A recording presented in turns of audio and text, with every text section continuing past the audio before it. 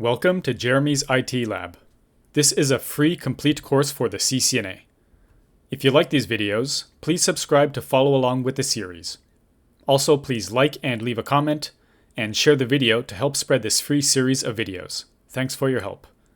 Also, remember to sign up via the link in the description to get all of the lab files for this course, so you can try it out yourself in Packet Tracer.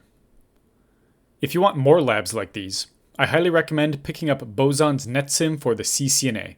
Click the link in the video description to check it out. It's a network simulator like Packet Tracer, but it's even better, and it includes all of these guided labs to not only help you get hands-on practice configuring and troubleshooting, but also deepen your understanding of the exam topics. I used it myself when studying for my certifications, so I feel confident about recommending it to all of you. If you want to get your own copy of NetSim, please follow the link in the video description. In this lab, we will use CDP to map out a network topology, and then disable CDP and switch the network to LLDP. As you can see, there are currently no IP address or interface labels in this network. In this lab, you will use CDP show commands and some other commands to map out this network. For the purpose of this video, I have pre-made all of the labels, just to make the video go more smoothly. But in the lab file I'm sharing with you, you'll have to make the labels yourself. There are 4 steps, but they can be divided into 2 parts. Steps 1 and 2 involve some CDP configurations and using CDP to map out the network. Then in steps 3 and 4, we will disable CDP and enable LLDP instead. These network devices are all Cisco devices, so CDP is fine. But perhaps we are switching over to LLDP to prepare for adding devices from another vendor. I was planning to have you configure the CDP and LLDP timers in this lab too, but actually those configurations aren't supported in Packet Tracer. Still, remember those commands: CDP timer, CDP hold time, LLDP timer, LLDP hold time, and LLDP reinit. Okay, now I'll do steps 1 and 2 on each device first. I'll start on PC 1. Although this PC can't use CDP, we need to add its IP address to this network diagram. So I'll go to the CLI of PC 1, then I'll use the command ipconfig, and now we get a few pieces of information. PC 1's IP address is 192.168.1.1, and the subnet mask is /24. So that means this LAN is 192.168.1.0/24. Also, the default gateway is 192.168.1.254, which must be R1's IP address. So, let me add those labels. Network address of 192.168.1.0/24, .1 for PC1's address, and .254 for R1's address. Now I'll move to switch 1. So we need to add interface labels for step 1, and disable CDP on the interface connected to PC1 for step 2. First, let's add the interface labels. Enable. So let's check the CDP neighbor table. Show CDP neighbors. Okay, so we can see that switch 1's gig01 interface is connected to R1's gig02 interface. Let me add those labels now. G01 for switch 1, and G02 for R1. Now, how about the interface connected to PC1? PC1 doesn't use CDP, so we have to use a different method. If there were many PCs connected to switch 1, we could check the MAC address of each PC, and then look at switch 1's MAC address table to see which interface is assigned to which MAC address. However, I'm keeping it simple in this lab. Only one PC is connected to each switch. So instead, let's just check which interface of switch 1 is in a connected state. Show interfaces status. Gig01 is connected to R1, and the only other interface in a connected state is Fast Ethernet 010, so that must be connected to PC1. I'll add that label now. F010 connected to PC1. But we're not done with switch 1 yet. Let's return to the CLI. Next, I'll disable CDP on F010, as stated in step 2. Conf-t, interface F010. First, let's check with this command. Do show CDP interface F010. So CDP is enabled on the interface. Now let's disable it. No CDP enable. Remember, CDP run is used in global config mode to enable or disable CDP itself.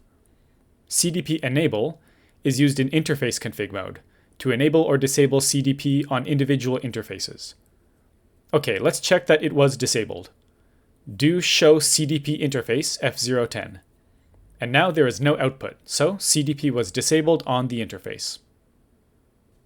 That's all for switch 1. Now I'll go on R1. Enable. First, I'll add interface labels by checking Show CDP Neighbors. We already labeled G02 and switch 1's G01. So R1's G00 is connected to R3's G01. Let me label those. G00 for R1 and G01 for R3. Then R1's G01 interface is connected to R2's G00 interface. I'll label them. G01 for R1, G00 for R2. So we've added interface labels. Now let's check R1's IP address. First, I'll use show interfaces G00. Up here at the top, you can see both the IP address and the /30 prefix length. Show IP interface brief is a convenient way to check IP addresses, but it doesn't show the prefix length. So I'll add the 10.0.13.0/30 network label for this connection between R1 and R3, and .1 for R1's IP address. Now, because this is a /30 subnet, there is only one more valid host address in the network, that is .2. So I'll add that label for R3's interface. However, just to practice CDP, let's confirm R3's address here on R1. Use the command show CDP entry R3. Up here under the device name, you can see R3's IP address, 10.0.13.2. Now let's check R1's G01 interface. Show interfaces G01. The IP address is 10.0.12.1/30. So let's add those labels. 10.0.12.0/30 for the network address, .1 for R1, and once again this is a /30 network, so we know that R2's address is .2. Okay, let's speed things up for the remaining labels. I'll do PC2, Switch2, and R2 next. First, PC2. From the CLI of PC2, use ipconfig. So PC2's address is 192.168.2.1/24, and R2's address is 192.168.2.254. Let's add those labels. First, the network address of 192.168.2.0/24, then .1 for PC2, and .254 for R2. Next, I'll move on to Switch2. Enable. Let's check CDP. Show CDP neighbors. Okay, here we can see that Switch2's G02 interface is connected to R2's G01 interface. Let's add those labels. G02 for Switch2 and G01 for R2. Sorry for the messy diagram. Sometimes it's difficult to make all of the text big enough for everyone to see, while still fitting it all on one screen. Now, which interface is connected to PC2? Show interfaces status. The Fast Ethernet 01 interface is connected, so I'll add that label, F01. Finally, let's disable CDP on that interface. Conf-T, interface F01, no CDP enable. Okay, that's all for switch 2. Next, R2. All we need to check is the connection between R2 and R3. Enable, show CDP neighbors. So R2's G02 interface is connected to R3's G02 interface. I'll add those labels now. G02 for both routers. Now, how about the IP addresses? Let's check. Show interface G02. Okay, R2's IP address is 10.0.23.1/30. So we know the network address is 10.0.23.0/30, and R3's address must be 10.0.23.2. Let's add those labels.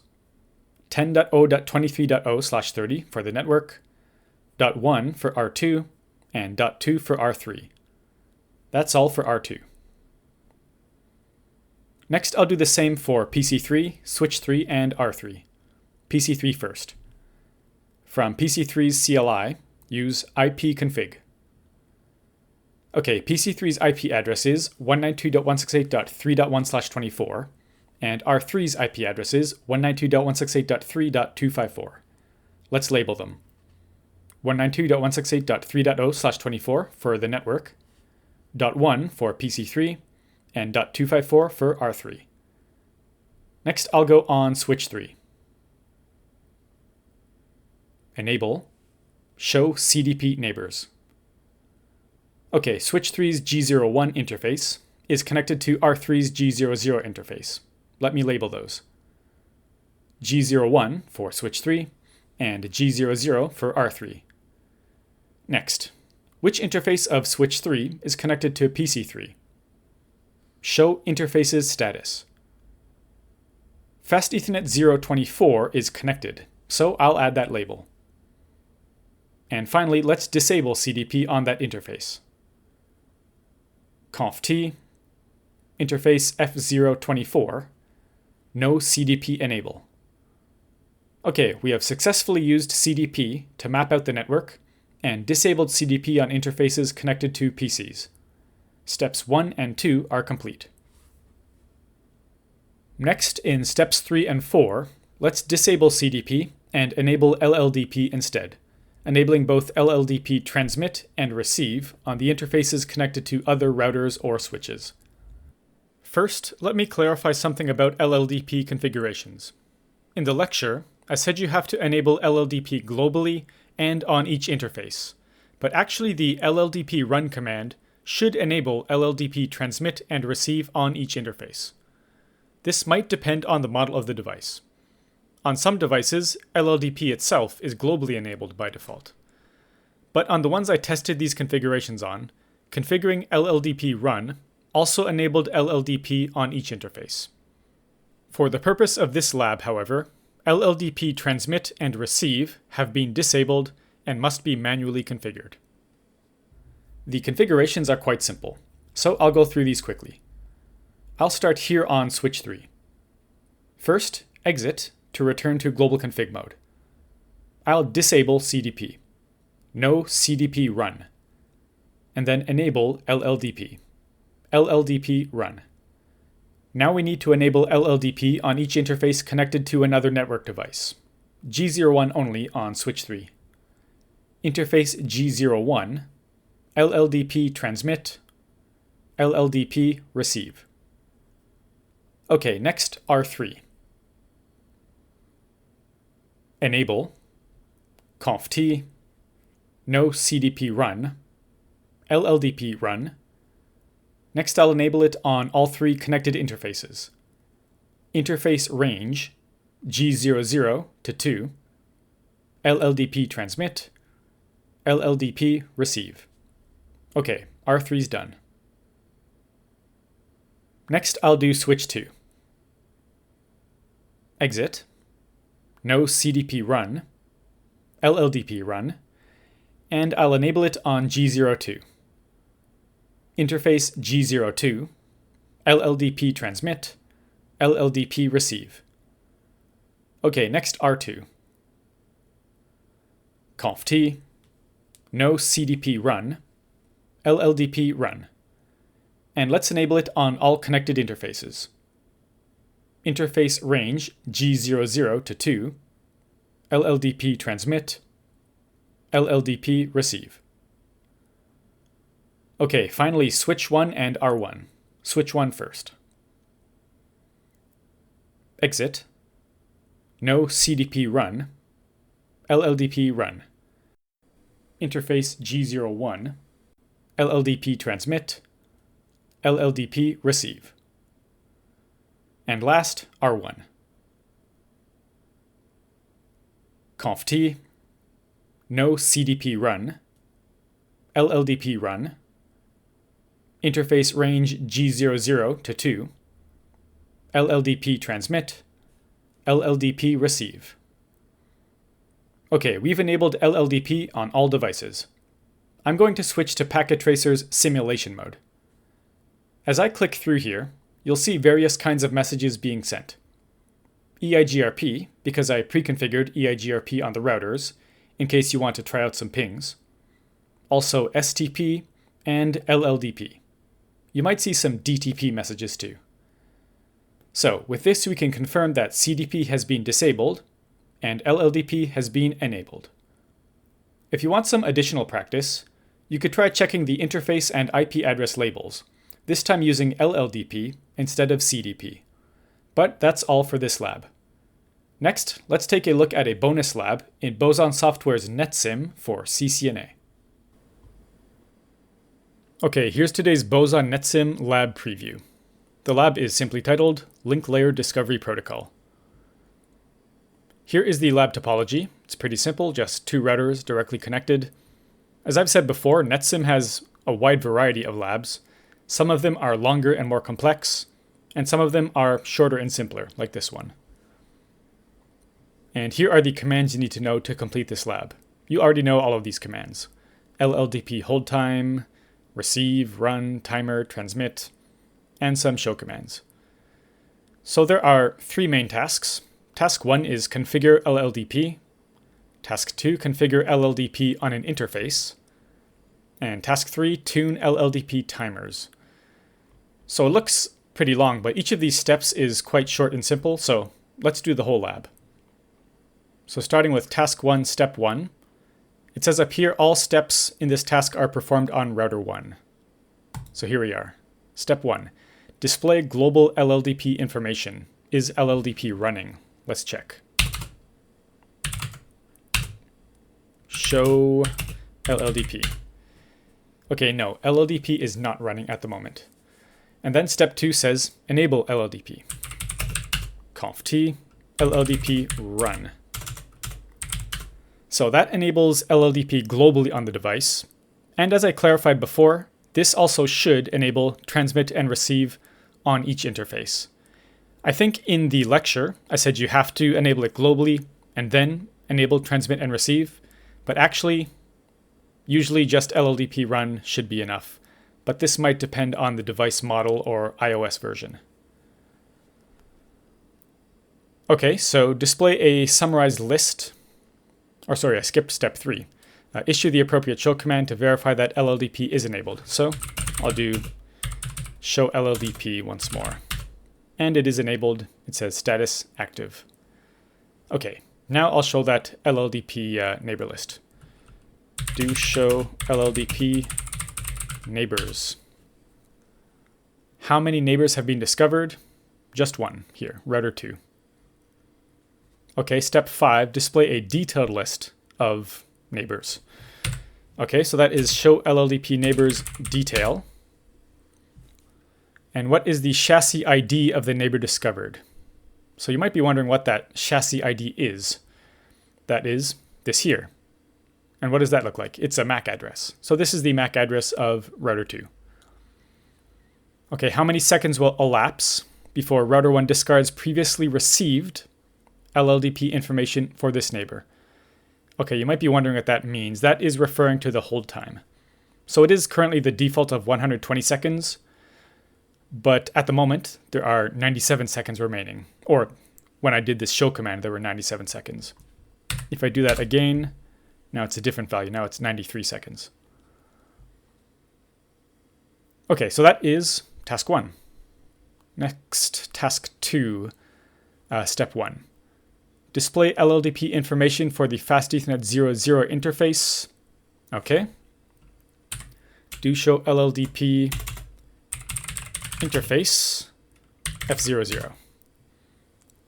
Okay, what fields indicate that Fast Ethernet 00 is receiving and sending LLDP advertisements?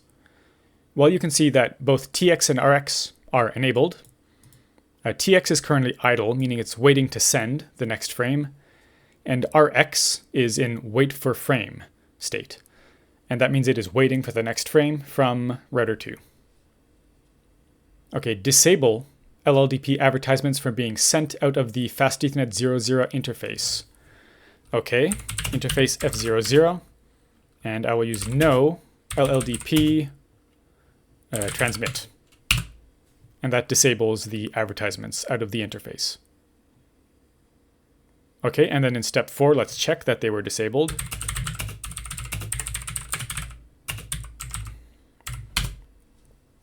Okay, so TX is now disabled.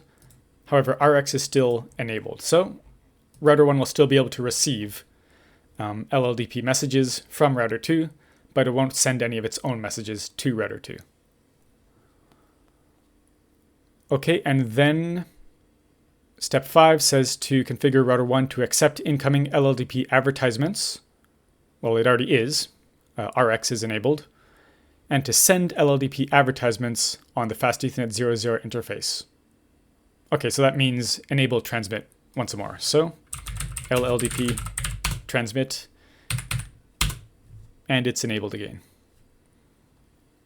Okay, finally, task 3, tune LLDP timers. Step 1, display global LLDP information. What is the default number of seconds that will elapse before an LLDP advertisement is sent? So that is by default 30 seconds. And next, what is the default number of seconds that will elapse before a receiving device should discard information received in a previously received LLDP advertisement from router 1?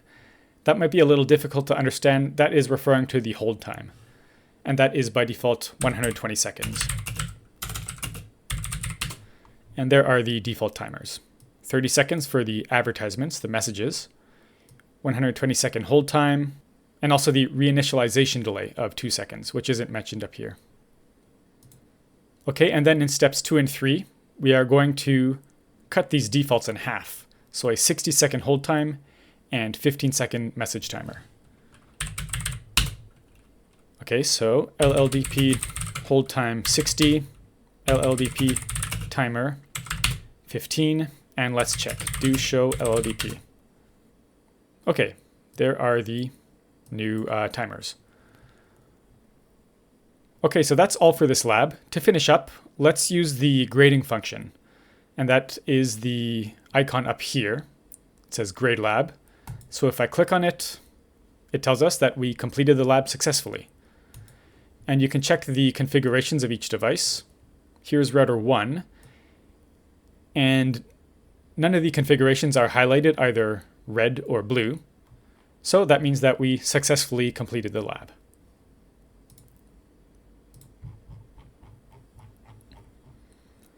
Okay, so that's Boson NetSim for the CCNA. If you want to get Boson NetSim, please follow the link in the video description. There's over 100 detailed guided labs, and it's included with a powerful network simulator. So I really highly recommend Boson NetSim for the CCNA, or even CCNP after the CCNA. So once again, if you want Boson NetSim, please follow the link in the video description. Before finishing today's video, I want to thank my JCNP level channel members. To join, please click the Join button under the video. Thank you to Magrathia, Samil, Aaron, Junhong, Unjabulo, Benjamin, Tsepiso, Justin, Prakash, Nasir, Erlison, Apogee, Marco, Daming, Gilmar, Ed, Value, John, Funny Dart, Velvejakum, Cmode, Mark, Yusuf, Boson Software, Devin, Lito, Jonathan, and Vance. Sorry if I pronounced your name incorrectly, but thank you so much for your support. This is the list of JCNP level members at the time of recording, by the way. December 19th, 2020. If you signed up recently and your name isn't on here, don't worry. You'll be in future videos. Thank you for watching. Please subscribe to the channel, like the video, leave a comment, and share the video with anyone else studying for the CCNA. If you want to leave a tip, check the links in the description. I'm also a Brave verified publisher and accept BAT or Basic Attention Token tips via the Brave browser. That's all for now.